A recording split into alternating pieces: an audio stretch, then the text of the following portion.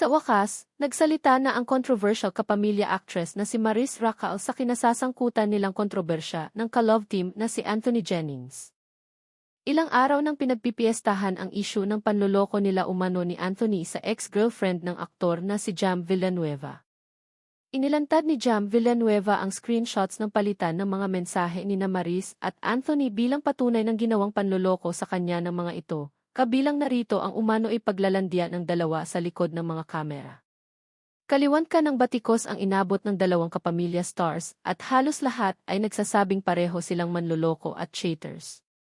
Ngayong araw, binasag na ni Maris ang kanyang katahimikan sa issue sa pamamagitan ng isang video interview at dito nga inamin ng aktres na nagkamali siya. Narito ang ilang bahagi ng revelasyon ni Maris. Today, I will be speaking from my heart. Lahat ng sasabihin ko ngayon ay galing sa puso ko. Nagkamali ako and I only say sorry for everything that I have done. It started last June of 2024. I was in a very dark place. I'm lonely and I was getting attention from Anthony. The kind of attention that needed.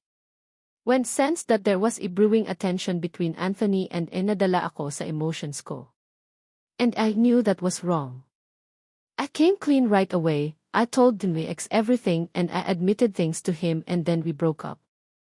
It wasn't easy, it was very hard for me to announce the breakup. I was so emotional during that interview because it was holding back the truth. Yun yung totoo.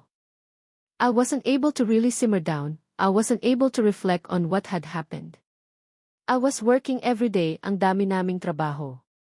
Bago magsimula yung mga trabaho namin, I told Anthony that broke up with FX and he also said the same thing. Mind you, I was in a very lonely place. I was so lonely and I was so vulnerable at that time, like everybody nakaka-break lang. I was working every day at sa lahat ng trabaho na yun kasama ko si Anthony.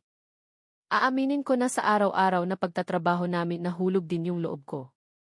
He would be very sweet to me, he would be such a gentleman to me. He would say things to me. He would tease me on the set, in front of other people. He would tell other people that are close to me that he was single, so would act certain way around him on the set because in the eyes of the people there we were both single, ang paliwanag ni Maris. Ayon pa kay Maris, grabe ang natanggap niyang pambabatikos at pambabastos mula sa mga bashers at haters dahil sa naging revelasyon ni Jam Villanueva.